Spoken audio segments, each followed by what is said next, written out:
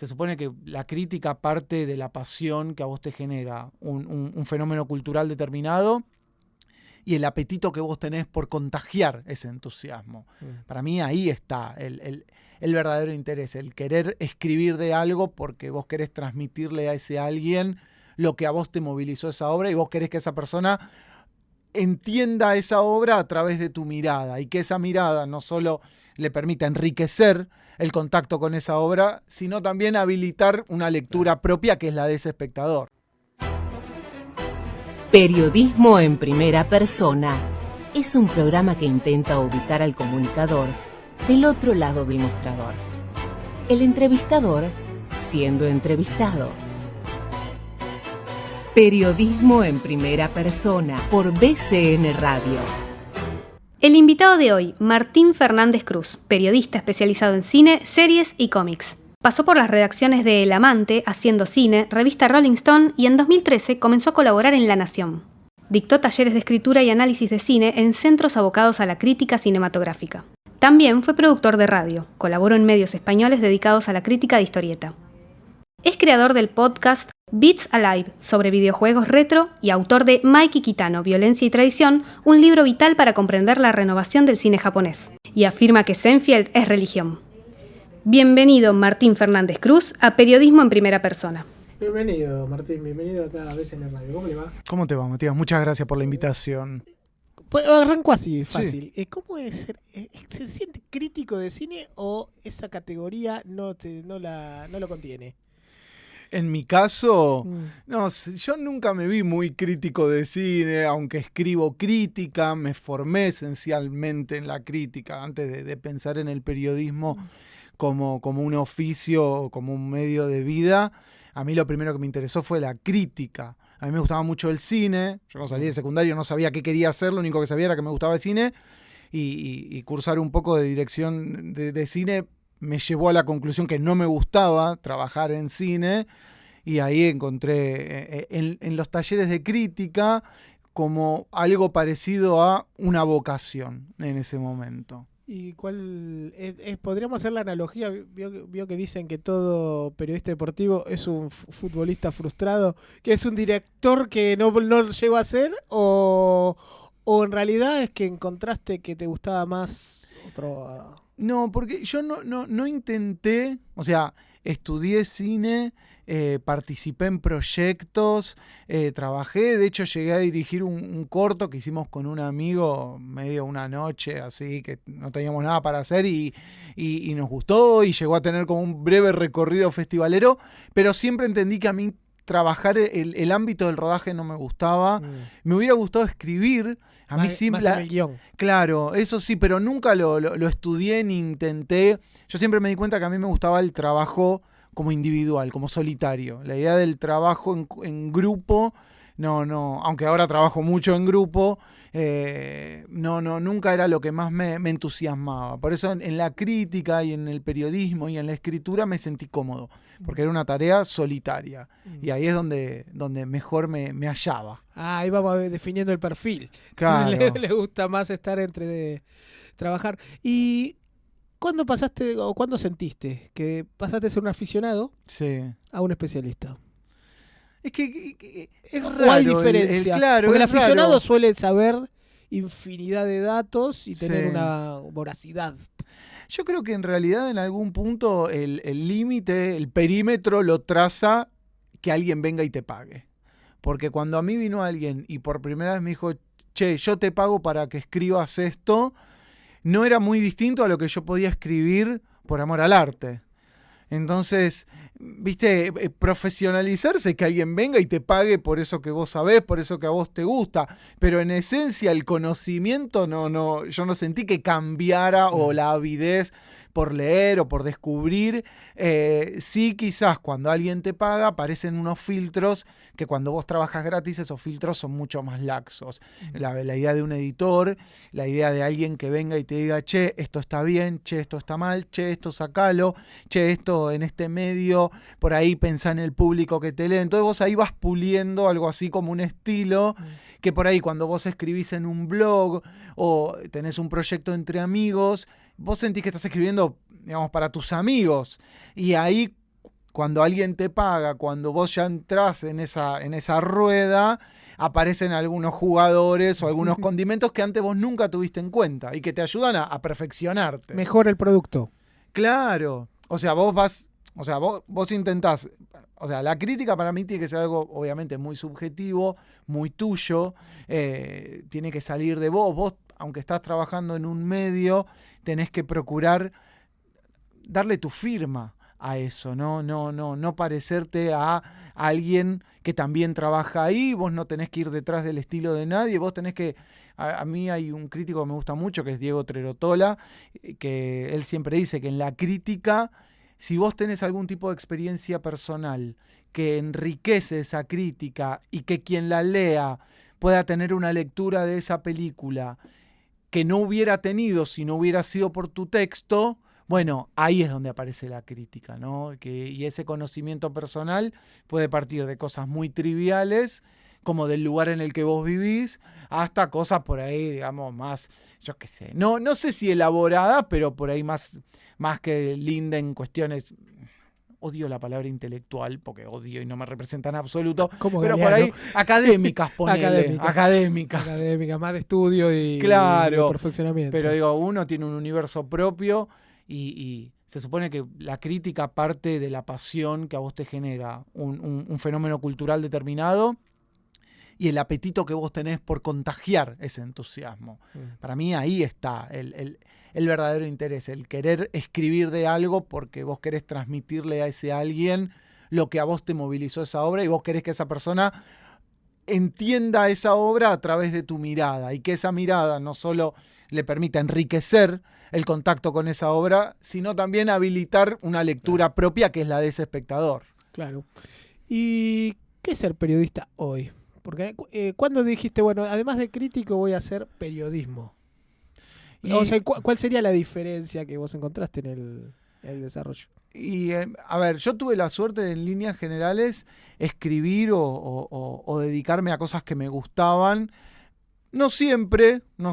Por ahí ser periodista implica la responsabilidad de tener que estudiar algo para comunicar un conocimiento y hacerlo con conciencia, no tocando de oído. A mí, todos estos años, me tocó un montón de veces adentro de espectáculos, escribir de cosas que por ahí a priori no me interesaban o no conocía, y decir, bueno, lo voy a estudiar para intentar transmitir algo, y que ahí es donde la crítica se aleja, porque una cosa es hacer una crítica, bueno, mirá esta película, lee esta historieta, a ver, contame qué te parece, y otra es, che, mirá, está este fenómeno determinado alrededor de, no sé, una novela, alrededor de Gran Hermano, alrededor claro. de Guandanara, Sí. ¿me entendés? Y ahí es, bueno, a ver, contámelo, arma una nota. A mí me tocó 1000 veces escribir sobre cosas que inicialmente a mí no me interesaban, y bueno, a estudiarlo a mí una vez, cuando yo estudiaba periodismo, hubo un periodista que para mí dijo lo más irresponsable que yo escuché en boca de un periodista, que fue,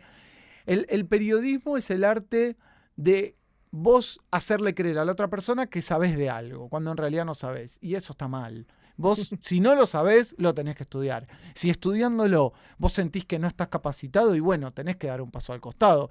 Yo jamás hablaría de economía o de política dura o de política internacional. Puedo tener mi opinión, pero va a ser desde un lugar más informal, no desde un lugar de alguien que está intentando como traducir un conocimiento o transmitir un mensaje determinado, porque sé que no es mi lugar y sé que no es mi especialidad. Por eso para mí es muy importante la idea del periodismo especializado. ¿Y te costó? Porque una cosa es hacer algo que naturalmente hacías antes, como la crítica de cine, pero tiene un perfil del mundo, si se quiere, under, más de análisis, a pasar a hacer periodismo más de cuestiones más populares. Hay gente que tiene pruritos, Sí, obvio. hay gente que tiene pruritos con eso. ¿A vos te costó o lo tomaste solamente laboralmente y lo encaraste con un tránsito natural? No, yo siempre lo tomé como algo que viene en el paquete, digamos. Obviamente hay quienes tienen la posibilidad de escribir solo de lo que les gusta, pero para mí, vos tenés que entender las reglas del medio en el que estás trabajando. Me parece que, a ver, es muy difícil el ámbito laboral del periodismo, es muy difícil encontrar un lugar, es muy difícil darle continuidad al laburo, uno siempre siente que decís, bueno, hoy está esto, que dure, tengo que tratar, ¿viste? Entonces, si vos tenés la suerte de trabajar en un lugar, y hay veces que te va a tocar hacer cosas que por ahí no son tus favoritas, y para mí forma parte esto no significa que uno se tenga que conformar ni nada por el estilo, pero uno trabajó en un montón de lugares y vos podés trabajar, no sé, en una carnicería, en un videoclub, en una librería, y siempre va a haber algo que te va a gustar más. Entonces vos tenés que tratar de hacer más seguido lo que te guste más. Y a mí, yo he escrito crítica de telenovelas, ya te digo, he tenido que seguir realities, que por ahí no es algo... Y yo creo que le buscás la vuelta. Por ahí nunca te gusta, por ahí, pero en mi experiencia siempre intenté como buscarle una vuelta de tuerca para intentar disfrutar eso que por ahí a priori tanto no me interesa. Siempre te imaginás en un futuro mediano plazo, digamos, ¿no? En lo inmediato, eso está más claro, imagino. Cambiando dentro del periodismo, cambiando de otra especialidad. No. Como ha habido transiciones de muchos colegas. No me imagino hablando de... Sí, por ahí cuestiones, pero es muy... No sé, no. No, pues yo siempre me sentí muy cómodo en las zonas más blandas del periodismo y siempre hubo como algo muy definido que a mí me lleva, ya te digo, al cine y a la tele, pero también a leer mucha historieta, a los videojuegos, siempre como que me moví en esos ámbitos, en esos rubros.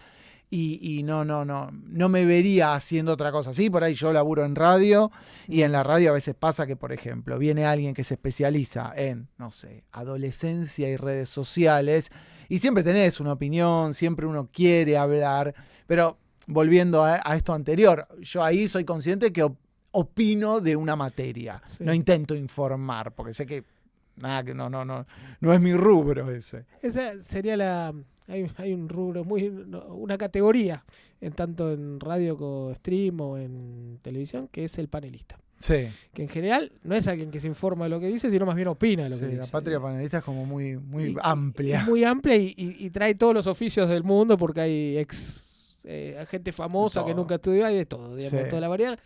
Creo que lo más fundamental es que sea alguien más o menos conocido, digamos, sea más importante de lo que pueda aportar, humildemente. Pero más allá de eso, ese desarrollo, ¿no? de cómo está como transformando la forma de la profesión, del periodismo más especializado, el que trata de buscar contextos, informar, dar una idea, más allá del hecho, sea de la naturaleza que sea, construir una historia, digamos, claro. O sea, un contenido. Para mí, me parece que hay de todo en el mundo de los panelistas, de todo. Hay gente que está muy preparada y que es panelista y que son panelistas increíbles. Claro. Digamos, yo laburo con Pia Yo. Pia Yo es periodista y forma parte de distintos paneles y el caudal de información que maneja ella, yo no lo puedo creer. Y la memoria y lo que entiende y lo que disfruta de la televisión, ¿no? Y de los medios. Y después me ha tocado conocer o trabajar viste, el panelista igual es un rubro muy de la tele, que para mí es muy ajeno. Pero después ves gente que se apoya en una cuestión muy efímera, en una fama muy efímera, y no logra esa permanencia porque no tiene las herramientas y porque muchas veces como que el panelismo mal entendido es una especie de comodín donde vos vas y opinás lo que te pinta del tema que están hablando. Y no es así. Vos, idealmente uno debería estar en un panel y que pueda aportar un conocimiento determinado que va de Gran Hermano a, no sé, un panel de teatro, de crítica literaria. Claro. Yo no descreo, o sea, de que todos los rubros sean iguales. Para mí todos los rubros son iguales. O sea, unos pueden ser más trascendentes en la vida cotidiana, otros menos. Pero no me gusta la idea de un arte menor y un arte mayor. Pero me parece que el oficio del panelismo ha sido muy bastardeado a fuerza de producciones que pusieron a panelista o porque es una cara bonita o porque es alguien que está de moda por algún motivo determinado, y eso se termina cayendo. Igual me parece que la tele expulsa mucho a quienes ocupan un lugar y no tienen realmente nada para decir. Digamos, son caras como efímeras. Me parece que el mundo del reality es el mejor emblema y símbolo de todo eso. Que alguien va a decir, mira esta persona, garpa, bla, bla, y de golpe vos decís, no. Y el público también, yo creo que entiende ya cuando alguien está opinando más a boca de jarro que porque tiene un conocimiento, o una opinión o una mirada como afilada sobre el tema que se esté tratando. Claro, quien más se especializa o quien más encuentra un lugar puede perdurar. Sí. Y el otro, como Yo creo que hay también mucho. Es la noticia del día. Por eso, igual es difícil porque tenés que mezclar.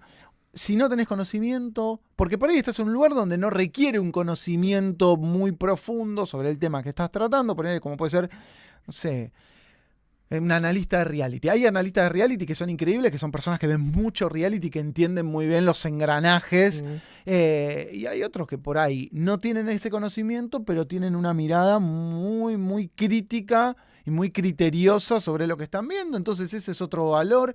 Hay de todo, pero quienes no tienen algo de eso, yo creo que se termina licuando esa presencia. ¿Qué es lo malo de ser periodista? Que laburas todo el día. Que 24/7. Sí. Eso para mí es lo... ¿Hay momentos? ¿Podés desconectar? Es muy difícil. Es muy difícil, y más cuando laburás medio a veces freelance, que tenés un rato libre y estás con la culpa de debería estar escribiendo. Sí. Y a veces uno necesita desconectar y cuesta un montón. ¿Y cómo es? Porque lo que era tu hobby, tu placer, imagino, el cine, los cómics, todas esas cosas, se transformó en un trabajo. Sí. ¿Cómo podés disociar de mirar, volver a ver un cómic, mirar una serie o mirar una película y no hacerlo en formato laboral? No, o sea, cuando como yo me siento... o sea, solo a ver qué sucede. Con las historietas, lamentablemente, como no hay un periodismo de historieta, la verdad que yo... cuando escribo historieta escribo por placer, digamos, de manera profesional muy poco, tipo por ahí para revistas de afuera, que ahí que me hicieron acordar de eso, cuando me presentaron, que yo en una época laburaba mucho para una revista española, pero después acá en Argentina, entonces como que la historieta para mí es medio no así, yo leo más historieta que miro películas o miro series. Ahora, a mí lo que me pasa es que cuando tengo que ver algo por placer me voy muy para atrás, en términos de, bueno, tengo que ver una serie, bueno, por ahí quiero ver un capítulo de una serie de los 80, no tengo ganas de ver la serie que ahora está de moda, porque yo sé que mucho por ahí no me gusta, o ya entiendo, y a fuerza de ver, lo más ingrato de algunas cosas es que yo digo, bueno, tal serie está re de moda, y bueno, la tengo que ver, porque ya sé que se estrena, porque entiendo que va a estar en agenda, y yo ya leo, y yo digo, yo sé si esto me va a gustar o no me va a gustar, y uno empieza a desarrollar como un olfato, y lo peor cuando decís, tenía razón, es un embole esto. Y eso, por ahí con el cine no me pasa tanto, con las series sí, pero eso ya tiene que ver como con una dinámica de hacia dónde fue la industria del cine y de las series. Con las películas no tanto, pero sí es verdad que odio ver, lo que me pasa la mayoría del tiempo, cosas por obligación, porque hay que hablar de. Es como que a uno le gustaría llevar una agenda propia, que a veces tengo la suerte de poder hacerlo, y decir, yo no sé si tengo ganas de hablar de la serie que estrenó ahora tal plataforma, pero ahí tengo ganas de hablar de esta serie que ya tiene 20 años y que para mí sigue siendo relevante. Exactamente. Gaje del oficio, pero tenemos que hacer una pausa. Y los cortes las musicalizan el invitado, en este caso. ¿Por qué elegiste Alone Gaynor? Sí. A mí es una canción de una banda que se llama Love, de un disco que se llama Forever Change, de finales de los 60. Para mí fue un disco que cuando lo descubrí cambió mi manera de entender cómo escuchar música. Y es un tema que básicamente habla de alguien que está esperando el amor de alguien y que mientras lo espera sabe que está solo y que dice, bueno, yo igual podría enamorarme de cualquiera. Y me parece que esa idea del entusiasmo por sobre personas que no conocemos siempre me gustó mucho, pero aparte musicalmente me parece una canción perfecta. Estamos con Martín Fernández Cruz, esto es Periodismo en Primera Persona por BCN Radio.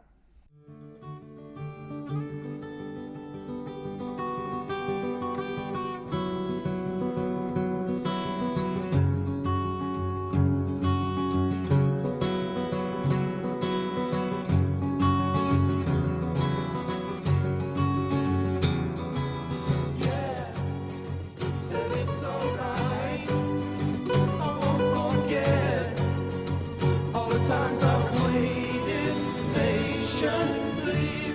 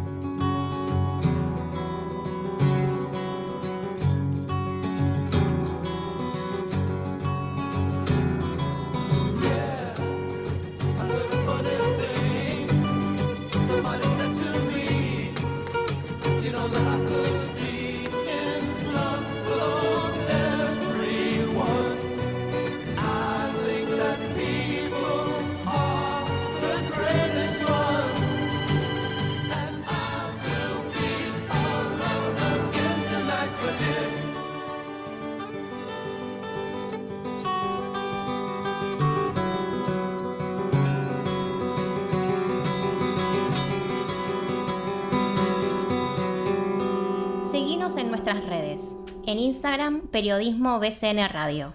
En X, @BCN Periodismo. Y en Facebook, Periodismo en Primera Persona. Seguimos acá en Periodismo en Primera Persona. Estábamos hablando de cine Sí. en el corte. Te quería preguntar, hablando de cine, en relación a la polémica que hay en los últimos tiempos con el Inca y su función, ¿cómo te ubica? Y para mí tiene que haber un instituto, tiene que funcionar. El cine no se puede entender sin la presencia del Estado.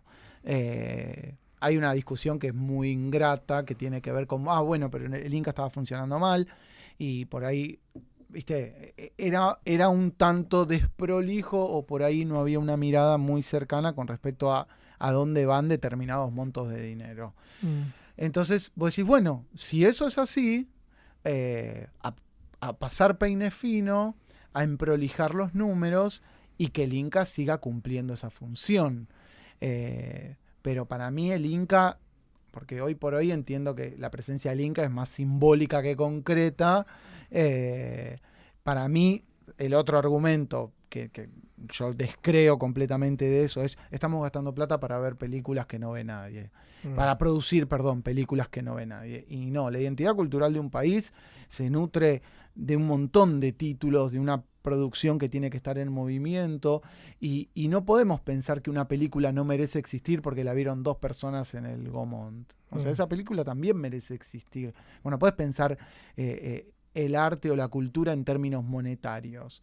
Entonces, a ver, Francia, que tiene una cinematografía impresionante y todo, el Estado está. En muy pocos países no hay presencia del Estado. En Estados Unidos, y no mucho más, digo, en Corea del Sur a finales de los años 90 se reinventó como cinematografía a partir de una presencia muy concreta del Estado y de políticas donde empezaron a seguir de cerca quiénes podían ser los directores que podían hacer de Corea, de la cinematografía surcoreana, una cinematografía que mire el mundo, y eso sucedió.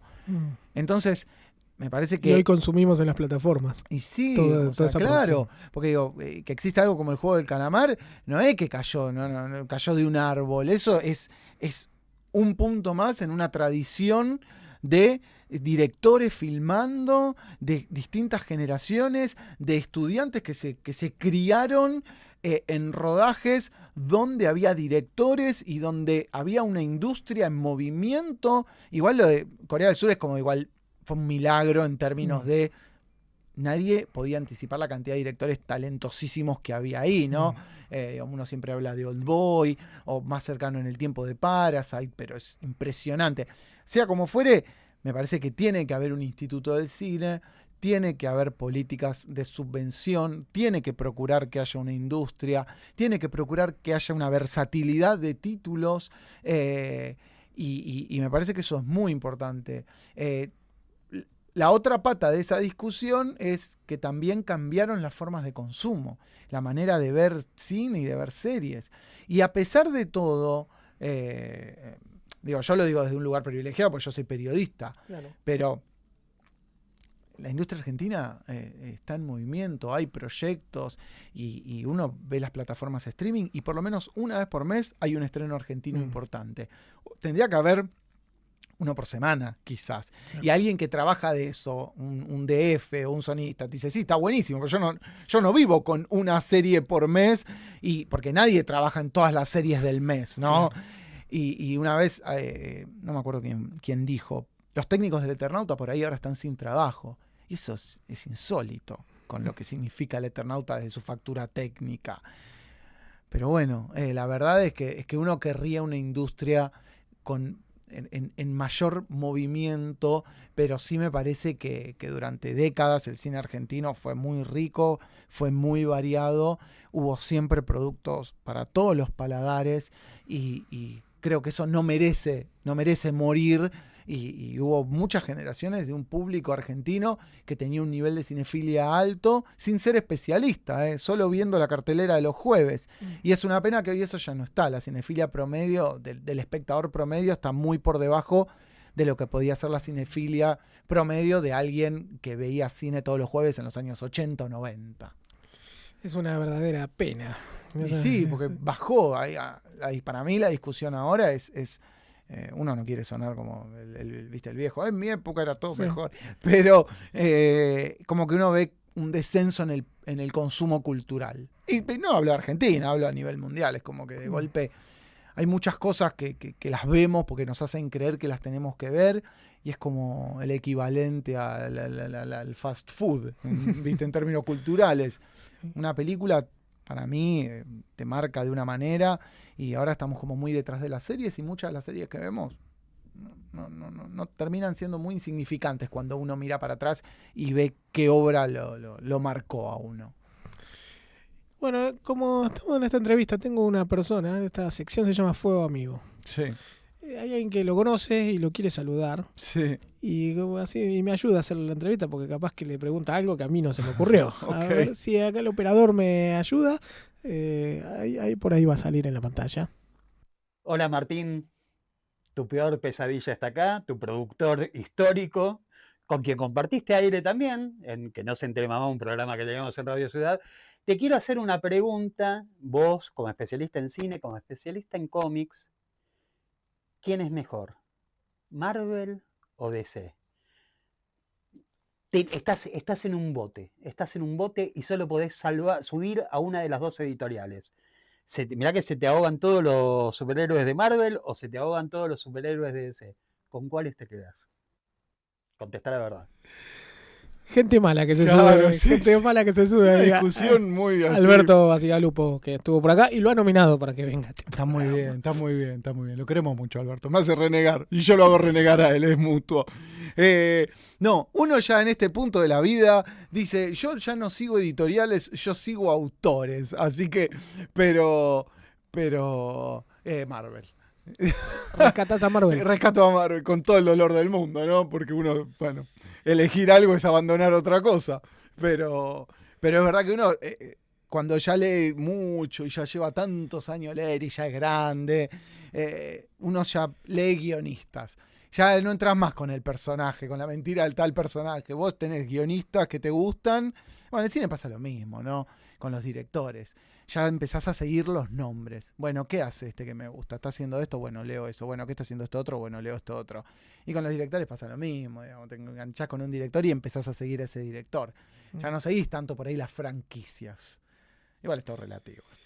Ya que estamos en este juego de elegir y quedar mal con la gente y con el público, lo voy a constituir en jurado de los premios. Esto seguramente se lo preguntaron 700 veces, sí. Pero 701 el público se renueva, dice Mirta. Por favor. Digamos, si yo le tengo que decir el mejor cómic de la historia, ¿a cuál le elige? Muy difícil. Este es el momento más difícil de su carrera. Si quiere me pone 2 o 3 Sí, vamos a tener que hacer un podio. Un top, sí. Un par. Está muy ninguneada porque no está asociada a la historieta y todo, pero para mí Mafalda, te pongo Mafalda y Asterix en un mismo casillero en términos de lecturas muy iniciáticas, ¿no? De algo que es muy amable, que es muy divertido y que empieza como a tirarte de la piola con respecto al amor por la lectura de historietas. Para mí Mafalda y Asterix eran esos veraneos y empezar a leer y empezar a buscar y a disfrutar. En otro casillero tendría que poner a Watchmen, que es una de las grandes historietas de superhéroes, una miniserie de 12 números en los años 80. Termina un grupo de personajes que ahí te los presentan, te dicen quiénes son, te dicen cuál es el destino de cada uno, pero que formalmente tiene un vuelo impresionante, que en términos de los conflictos que le plantea a esos personajes, una historieta que transcurre en un futuro distópico, como se suele decir, en el que gracias a la presencia de superhéroes Estados Unidos ganó la guerra de Vietnam y eso habilitó como la permanencia de Nixon en el poder y hay como un collage de personajes que se alejan del mito tradicional del superhéroe para llevarlo hacia un lugar de política, para llevarlo hacia un lugar de la responsabilidad que significa tener un poder determinado, ubicarte por encima de los mortales, cuál es mi rol, los tengo que ayudar, los tengo que salvar, los tengo que dejar, como una cosa medio, viste, casi de Dios.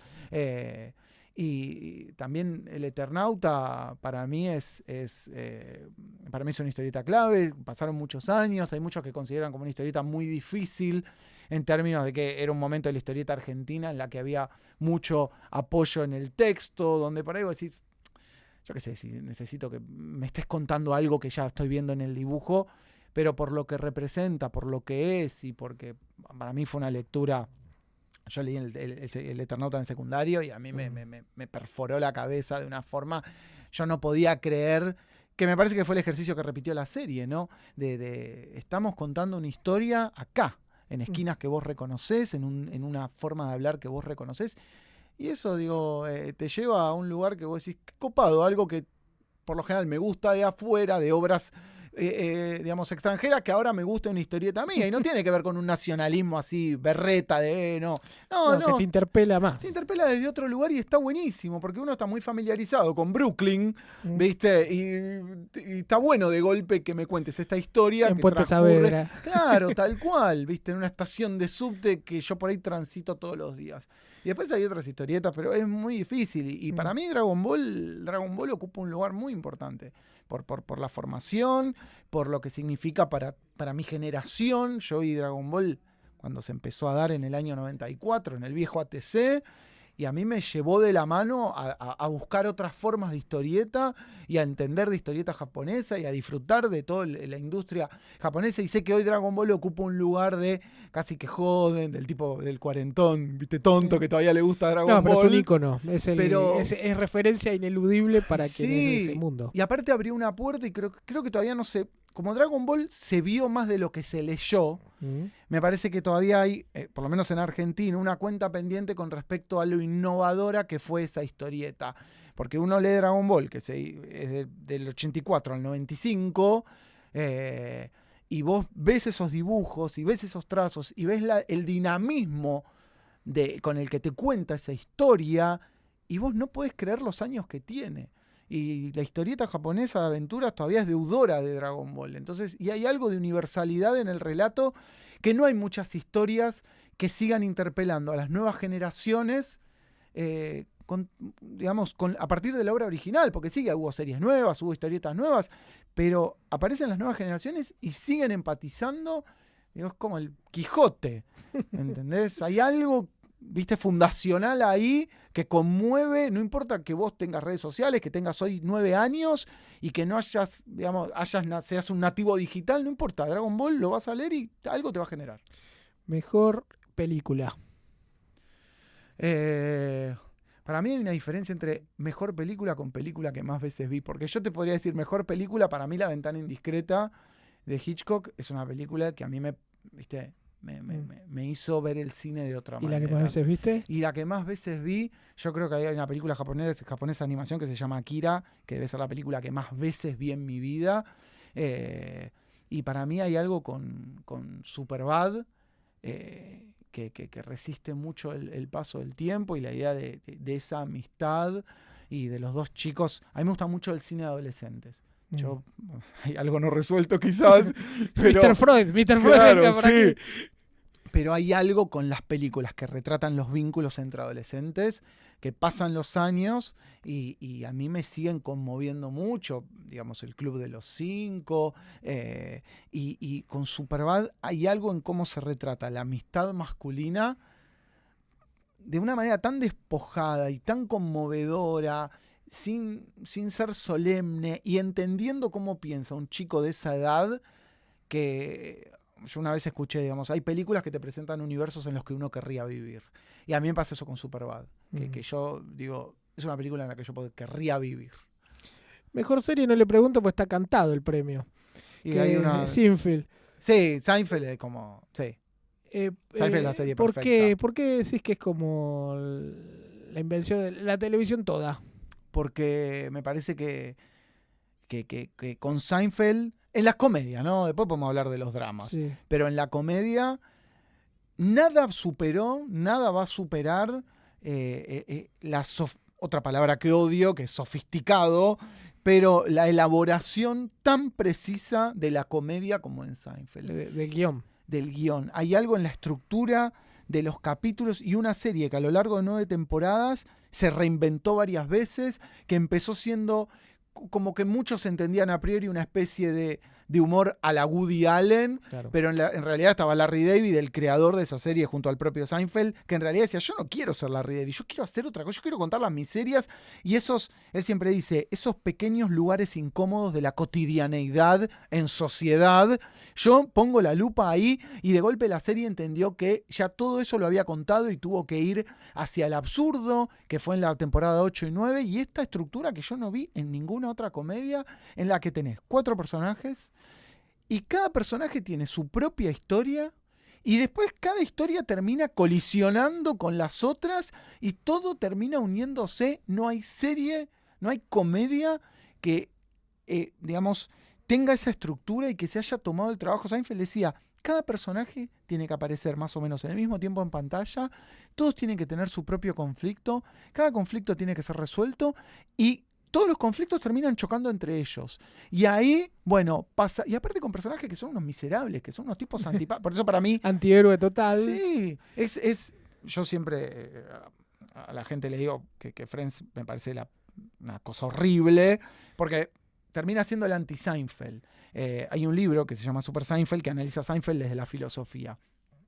Y lo que dice es. Vos conocés a los personajes de Friends y ellos te van a abrir las puertas para que vos seas amigo de ellos. Y vos te vas a sentir cómodo y todos te van a caer bien. Pero vos conocés a los personajes de Seinfeld y chau, tu suerte está echadísima. No hay manera que salgas bien porque es un grupo hermético, es un grupo agresivo, es un grupo ofensivo, es un grupo egoísta. Y sin embargo todos esos personajes yo Son los atractivos. quiero como si fueran amigos de toda la vida. Y de nuevo, como algo similar al ejercicio de Dragon Ball, pasan los años y Seinfeld me sigue interpelando y me sigo divirtiendo como si no lo hubiera visto nunca. Y es la serie que, sea cual sea mi humor durante ese día, yo siempre puedo ver un capítulo de Seinfeld. Segunda pausa. ¿Nos vamos al garage? Sí, con Weezer. Con Weezer. ¿Por qué? Porque también es una canción, más allá de que para mí Weezer es otra de las grandes bandas en la historia del rock, me gusta mucho esa canción porque habla también de esos mundos individuales, de encerrarte en un lugar con las cosas que te gustan y no necesitar nada más del mundo. Quédate ahí, con esa presentación enseguida vamos al cierre de la entrevista.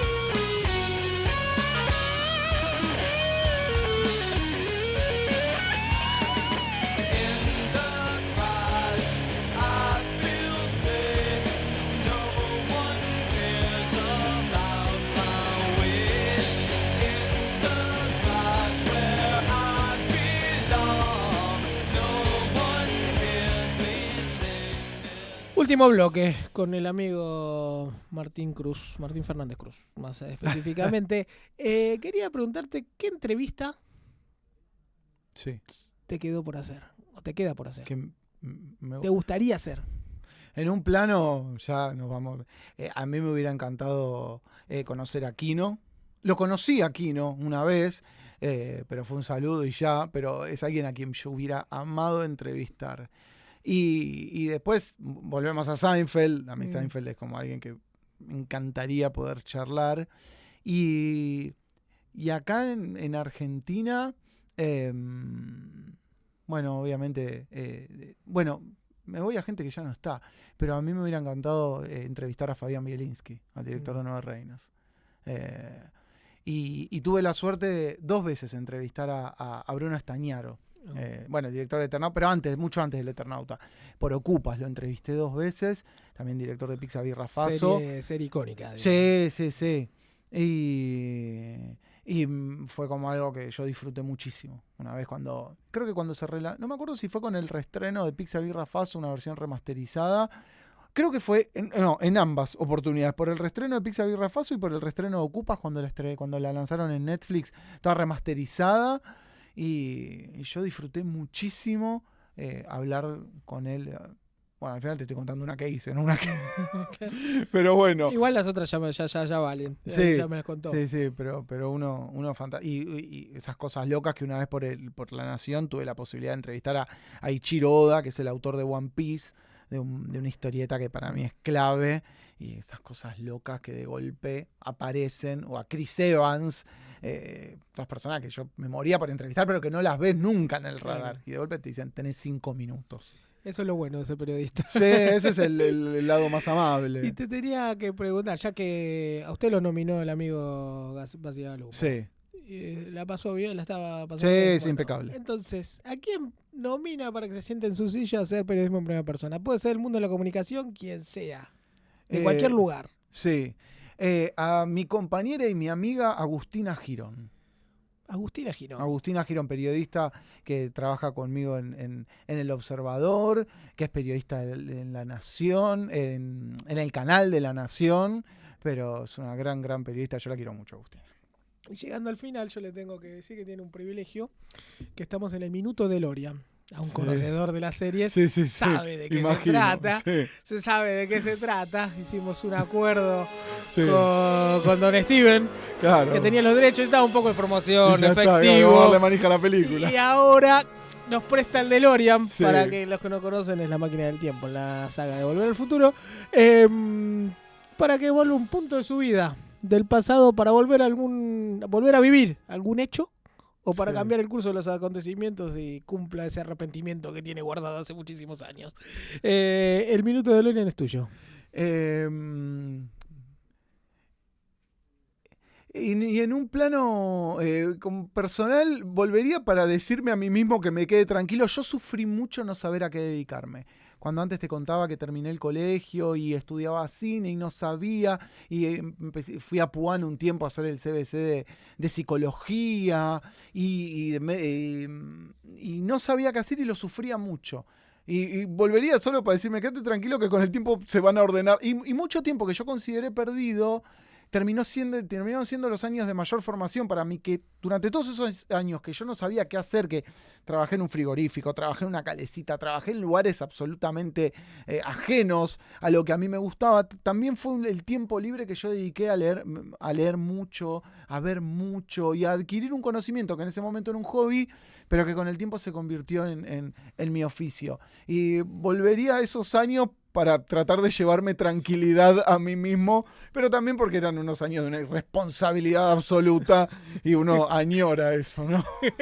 Solo para vivir las dos. Claro, tal cual. En vez de darle las estadisticas deportivas, le va a decir, claro, tranquilo que ya va a llegar. Sí, no sufra, que las cosas se acomodan. Y llévame, y vamos juntos, lo que haya que ser. Yo lo sufrí mucho, no saber a qué dedicarme, lo sufrí un montón. Toda una generación casi, digamos. Así que bueno, ¿y qué sueño te queda por cumplir? No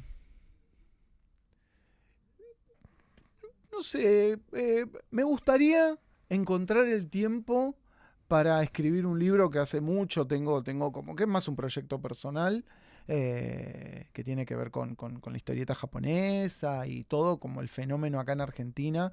Y hice muchas entrevistas, acumulé mucha información, pasé por bibliotecas, hemerotecas y nunca encontré el tiempo para escribir ese libro que en algún momento me gustaría escribir. No sé si hay un público muy interesado en leer ese material, pero es un proyecto que durante años acaricié, sobre el que trabajé, y una vez reunido muchísimo material, los compromisos laborales, por suerte, me llevaron a quizás no tener ese tiempo. O sea, por un lado bien, pero por otro lado mal, así que en algún momento me gustaría poder darle forma a ese proyecto. Cuando lo tenga, lo presenta acá en la biblioteca del Congreso. Muchas gracias. Por favor. Así que, ¿un lugar en el mundo? Mi familia, mirá qué cursi, mirá que...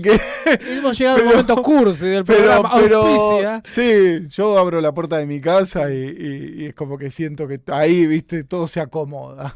¿Un ejemplo a seguir? Y mi vieja también, vamos Sigamos. con todo lo que cosa cursi. ¿Cómo se llama la vieja? Nilda, Nilda. mi vieja. Sí. Siempre presente ahí. Sí. Ahí, en ese momento, cuando voy a jugar el tiempo, ahí estaba Nilda y le digo, nene, sí, siempre está. ¿qué vas a hacer de Todavía tu vida, nene? ¿Qué vas a hacer de tu vida? Sí, pero me bancó mucho por eso también. Tuvo mucha paciencia y no me apuró a que hiciera algo que no quería, y por eso ahí hay algo. Bueno, muchísimas gracias por haber llegado hasta acá. Déjeme agradecer a todo el equipo de BCN Radio, Mariana Franchino y Mariana Salas en la producción.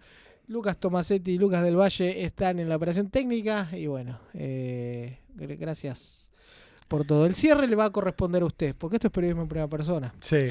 Entonces es una reflexión final para los que están en ese momento de cruce de camino, no tienen idea qué van a hacer de su vida. Para los que quieren estudiar cine, para los que quieren hacer periodismo crítico de cine, espectáculo, o hacer una película, el primer corto de su vida, como hizo aquella vez en su casa junto al amigo. Sí. Para quien quiere que oiga, esa es tu cámara y el cierre es tuyo. Bueno, simplemente ponerle paciencia. Yo creo mucho en el periodismo especializado. Yo creo mucho que hay algo que te tiene que gustar más que otras cosas, y creo que siempre hay que encarar para ese lado, y me parece que eso termina siendo un valor agregado. Encontrar en algo una pasión y nada, meterle pata y saber que es muy difícil y que nunca uno alcanza la estabilidad, porque pasan los años y uno sigue peleando una estabilidad, pero bueno, trabajar de lo que a uno le gusta, la verdad que es un privilegio, así que vale muchísimo la pena el esfuerzo. Firma Martín Fernández Cruz. Muchísimas gracias. Muchas gracias por la invitación. Nosotros nos reencontramos la semana que viene. Chao. Hasta acá llegó Periodismo en Primera Persona, un programa de la Subdirección de Prensa y Difusión de la Biblioteca del Congreso de la Nación.